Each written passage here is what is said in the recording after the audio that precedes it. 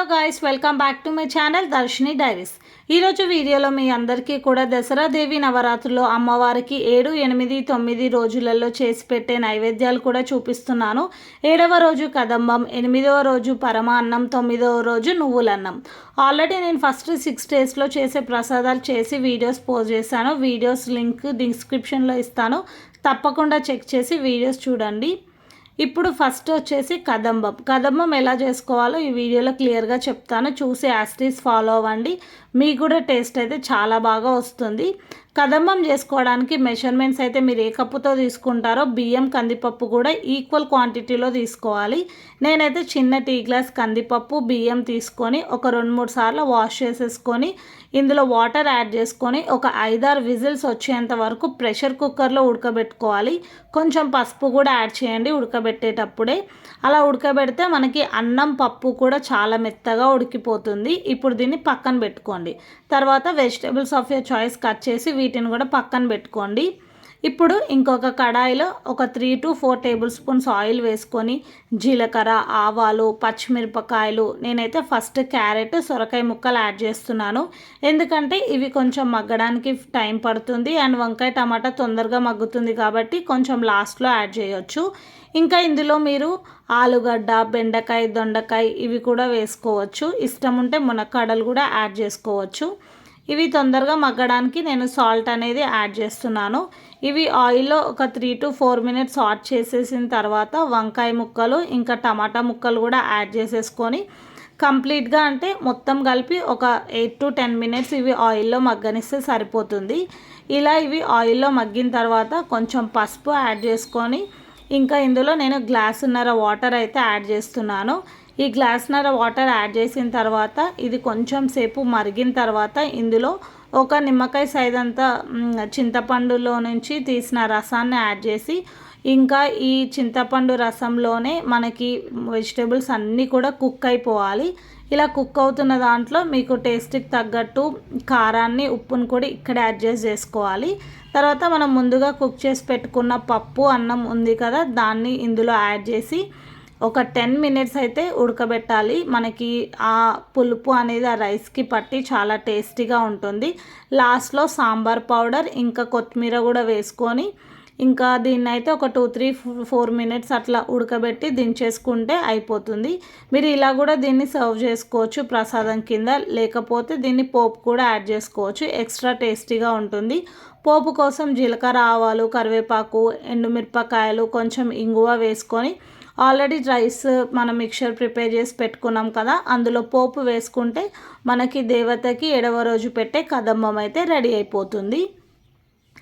8వ రోజు పరమాన్నం అయితే ఇది చాలా ఈజీ అండ్ టేస్టీగా కూడా ఉంటుంది, ఇంకా తొందరగా కూడా అయిపోతుంది. ఎంతమందికి మీలో పరమాన్నం ఇష్టమో కామెంట్ సెక్షన్లో కామెంట్ చేయండి. నేనైతే ఒక చిన్న కప్పు బియ్యాన్ని తీసుకొని వాష్ చేసుకున్న తర్వాత అందులో 1 కప్పు పాలు, 2 కప్పుల నీళ్లు పోసుకొని దీన్ని అన్నాన్ని ఉడకబెట్టుకోవాలి. ఇలా పోసుకుంటేనే మనకి పాలు అన్నం ఉడకబెట్టేటప్పుడు చాలా టేస్టీగా ఉంటుంది. అది ఉడికేలోపు మనం బెల్లాన్ని కరిగించుకోవాలి. నేను 1 కప్పు బియ్యానికి 1 కప్పు బెల్లం తీసుకొని 1/2 కప్ వాటర్ వేసుకొని బెల్లాన్ని కరగబెట్టుకొని ఒక 2 to 3 మినిట్స్ మరగనిస్తే సరిపోతుంది. పాకం లాంటిది ఏది అవసరం లేదు. ఇలా బెల్లం కూడా మొత్తం కరిగిన తర్వాత చల్లారనివ్వడానికి పక్కన పెట్టుకోండి. తర్వాత ఇంకొక ప్యాన్లో నెయ్యి యాడ్ చేసుకొని పచ్చి కొబ్బరి ముక్కలు అండ్ జీడిపప్పు కూడా యాడ్ చేసుకొని నెయ్యిలో ఫ్రై చేసి పక్కన పెట్టుకోవాలి. చాలామందికి పరమాన్నం చేస్తే పాలు విరిగిపోతాయి. సో పాలు విరిగిపోకుండా పర్ఫెక్ట్గా రావాలంటే ఇప్పుడు నేను చూపించినట్టు చేయండి. అన్నం ఉడికిపోయింది కదా ఆల్రెడీ, ఇందులో ఇప్పుడు మనం ఇంకా 2 కప్పుల పాలు యాడ్ చేసుకోవాలి. పచ్చి పాలు అయినా సరే, కాచి చల్లార్చిన పాలైనా సరే ఇందులో యాడ్ చేయొచ్చు. ఇవి యాడ్ చేసిన తర్వాత ఈ అన్నాన్ని ఇప్పుడు పాలల్లో మొత్తం చాలా మెత్తగా ఉడకబెట్టుకోవాలి. ఇలా ఉడికిపోయిన దాన్ని ఒక స్పూన్తోని ఒక 2-3 సార్లు ఇట్లా స్మాష్ చేసినట్టుంటే అక్కడక్కడ ఏదైనా అన్నంలాగా కనిపిస్తే కొంచెం పలుకుల్లాగా మీకు అదంతా కూడా మొత్తం ముద్దలాగా అయిపోతుంది.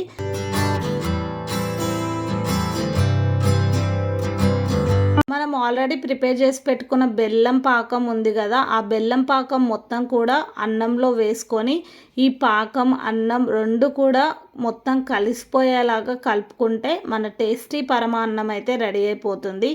నాకు తెలిసి చాలామందికి ఈ బెల్లంతో చేసిన పరమాన్నం అయితే ఇష్టంగా ఉంటుంది. సో ఆల్రెడీ చెప్పినట్టు ఎంతమందికి ఇష్టమో కామెంట్ సెక్షన్లో కామెంట్ చేయండి.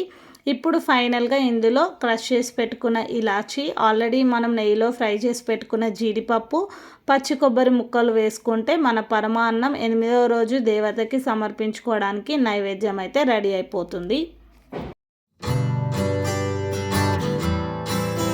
వీడియో నచ్చితే మాత్రం లైక్ చేయడం మర్చిపోకండి. అలాగే ఫస్ట్ 6 days చేసే నైవేద్యాలు కూడా నేను చేశాను, లింక్స్ డిస్క్రిప్షన్లో ఇచ్చాను, అవి కూడా చెక్ చేయండి.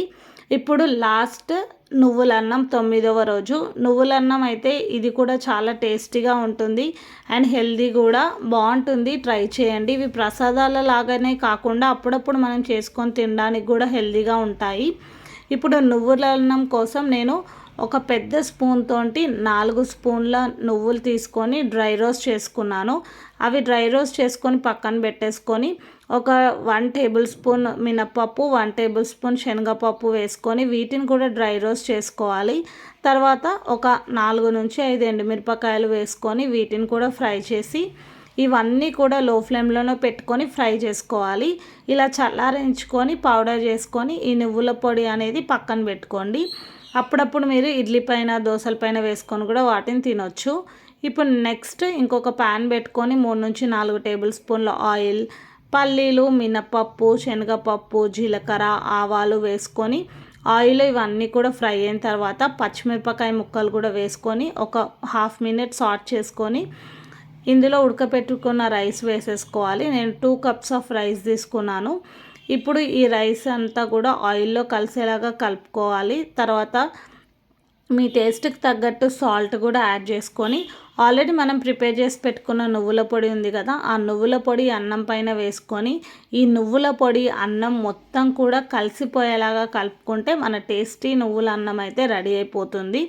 ఈ 9 రోజులు చేసే నైవేద్యాలు అన్నీ కూడా మీరు వీడియోస్ చూస్తుంటే మీ ఒపీనియన్ ఏంటో కామెంట్ సెక్షన్లో కామెంట్ చేయండి. వీడియోస్కి ఇంకా ఏదైనా ఇంప్రూవ్మెంట్ ఉండాలి అనుకుంటే కామెంట్లో కామెంట్ చేయండి, నేనేం ఫీల్ అవ్వను. And thank you so much for watching this video. మళ్ళీ నెక్స్ట్ వీడియోతో కలుద్దాం. Thanks for watching. Bye bye.